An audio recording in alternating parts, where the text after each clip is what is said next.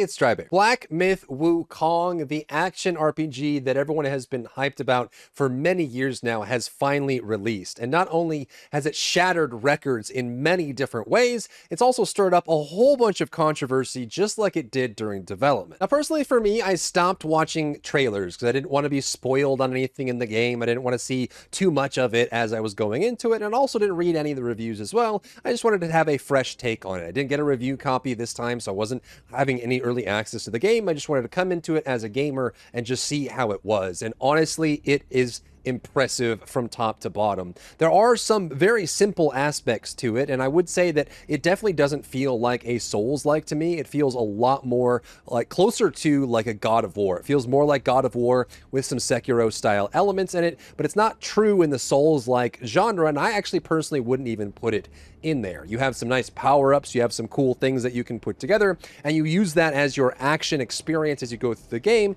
In a lot of ways, it does feel like it is a journey as you are journeying to the west to recover your powers and go through the process of playing the game as Sun Wukong. And gamers agree, it has topped Palworld. Not only is this amazing, it is 3 times the price that Palworld was on launch, but the all-time peak as of today was 2.2 million concurrent players. That is people who have paid the $60 to $70 to unlock the game on Steam as a single platform were playing it today at one single time.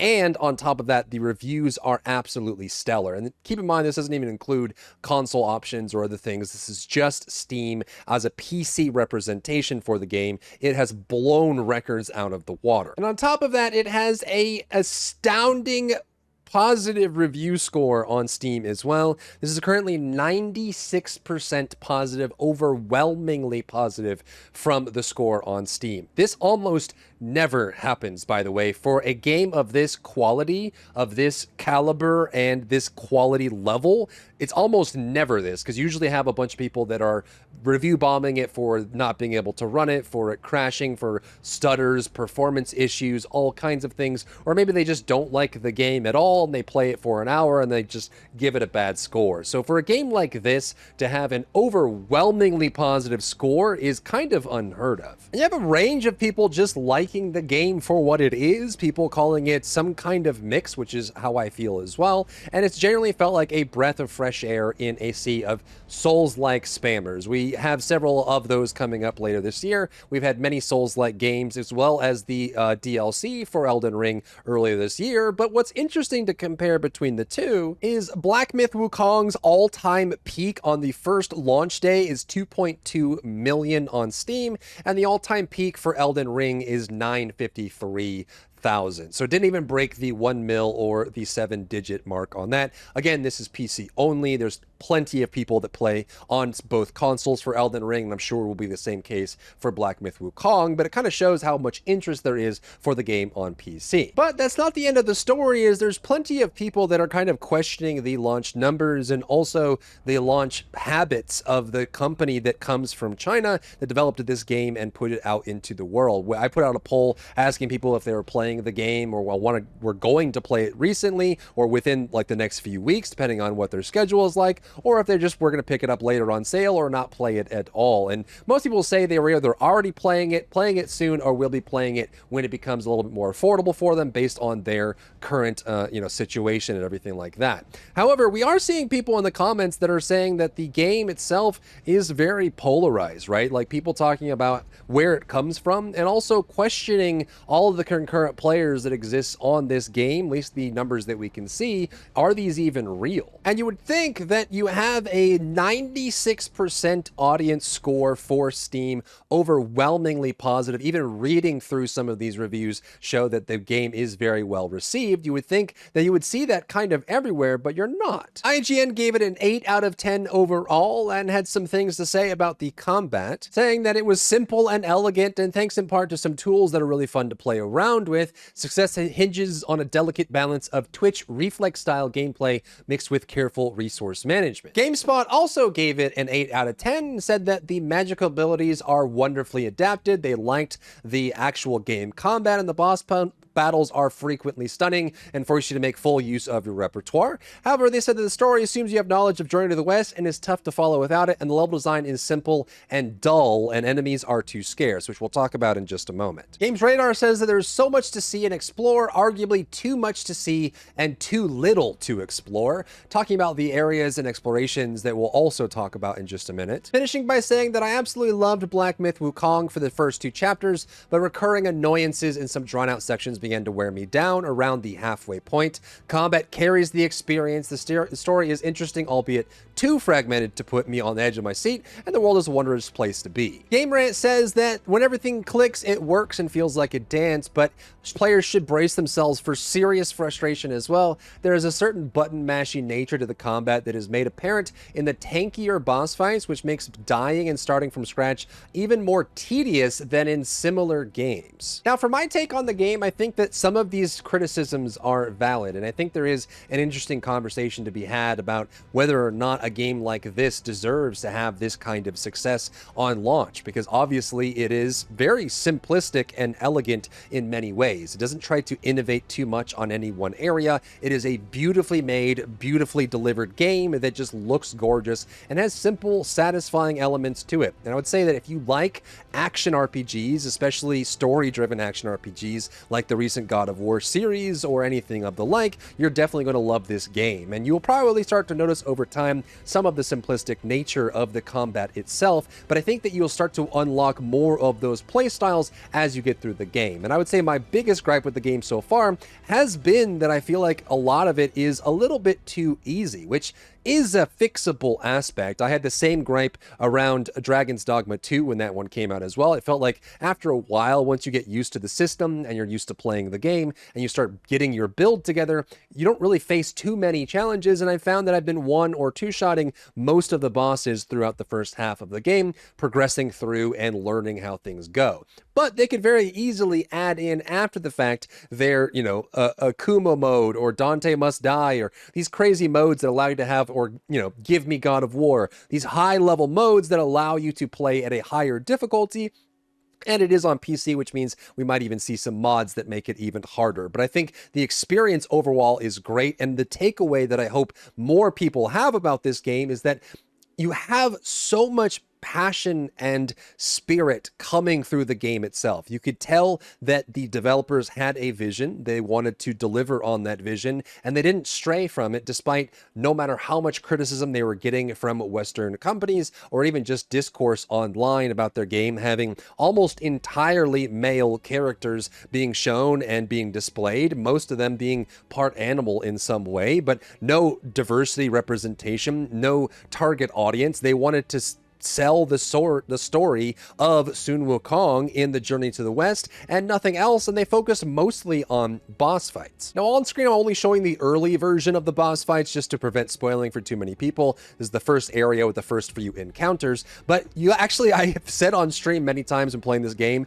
it's almost like you run from boss to boss to boss, and you can't actually play it that way. Some of the side areas are optional, whether you want to explore them or not, but it does feel like a boss rush at times, that they've very much minimalized the actual trash or mobs that you run into along the way, and they focus a lot more on boss fights. You will fight mainline bosses, you will fight elites in the area. I even started calling some of them world bosses because you can capture them and use them as part of your gameplay or transformation options, and it just feels like you're going from boss to boss to boss, which feels awesome in a lot of ways. I think, there is a certain place for having tons of mobs that you can encounter, places you can explore, and different routes to go. But I think with a game like this, that it is all about the hero's journey, getting his powers back and exploring that, and having these crazy amped up boss fights makes it a very unique and fun experience that makes it stand out a little bit to some of its more compared action RPG games. Another point of criticism I see a lot as well is the fact that it requires you to have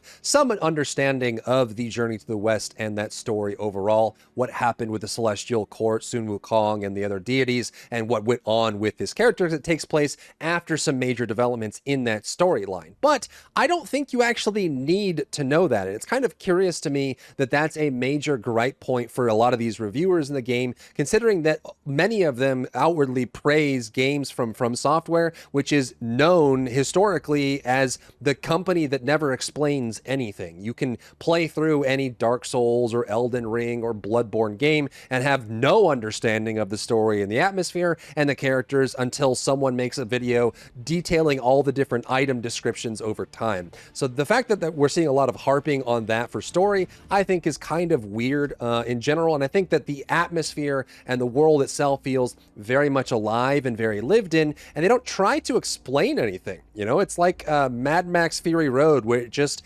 starts and you're part of the movie and you're part along with it. There's no breaking the fourth wall. There's no cutscenes explaining things or trying to force feed it to you. It just happens and you're along for the ride. And I think that is a very cool aspect that hopefully, you know, you would think if the atmosphere and the setting is well made and well delivered, you would pick it up easily just by being part of the journey. Now we have to touch on the fact that there was some like tons of discussion over this game, at least over the last year or two, where you know, journalists have been fired and replaced. There's been tons of people fighting back and forth. There's also been a lot of mistranslations between the development team in China and anyone in between that might be trying to get in on the process. And there have been some very huge accusations going towards, you know, companies like Sweet Baby Inc. or the woke idea around the game itself and trying to charge fees for it. And I think that there also has been a lot of hatred sending over to the developers. And they've mentioned this as well, how they felt like they were being pressured heavily by people saying that their game is not going to make it or isn't really being, like, you know, kind of talking about the artists and what they're creating and the fact they're refusing to do one thing or the other, which has led to a very strict list of things that can be said and cannot be said by anyone who was sponsored by the game. So we have a lot of streamers, content creators, and YouTubers, Let's Players that are creating content around the game, playing it, talking about it, bringing it to life, and sharing it with their communities. But there were actually a list of things that could or could not be said. And this is actually quite common if you ever work with a Chinese company around their policies and around it. They like to have some hands-on approaches to what they do. And I think it's partly cultural and also partly part of their, you know, their daily process and how they do things. But there was a very, you know, a confirmed list, and I have talked to a few creators as well that had this mentioned when they did get sponsorships for the game, where, you know, they talked a little bit about, you know, offensive language and, you know, insulting other people or being downtrodden. But they also said do not include politics, violence, nudity. A big one was feminist propaganda. So no talking. If you were sponsored for the game, they didn't want you to talk anything about a feminist propaganda, which is kind of a charged statement in and of itself, and you can make your own adjustment on that. They also mentioned fetishization. So anything related to, I guess you could call them, I don't know what the correct term would be, the furry or, you know, bestial relation in that kind of idea. Not trying to kink shame anyone, but they mentioned that as well. And anything that instigates negative discourse. There was also trigger words such as quarantine, isolation, or COVID-19. I think this is mostly around, you know, topics relating to China and Chinese gamers. And they also said don't discuss content related to China's game industry policies, opinions, news, etc. And this was actually kind of hard enforced. There, I think there were a couple content creators that ended up losing their sponsorship because they had discussed these kind of things openly or had strong stances on them leading up to the release. And that's going to be pretty common anytime you have a Chinese development company or publishing house trying to get paid content out from their, you know, their works. Now, a lot of that's just politics. My stance is usually just, I like playing games and experiencing games and trying games. So I think that as a representation of gaming, I really like the fact that developers had an idea, they chased it, they fought against criticism and outward hatred that might be coming their way, despite whatever their practices are, and you can make your own determination on what is correct or what isn't correct based on that whole idea. But I like the fact that they committed to it, and I hope that this game does exceptionally well, because I think regardless, it is a well-made game that is fun to play and fits the market. There is so much going on right now in the gaming community where we often get games that are $60 to $100 that just don't feel good good or deliver on anything like what you're looking for. The gameplay doesn't feel great, or it doesn't run as well. There's definitely some known performance issues with the game, but I think on average,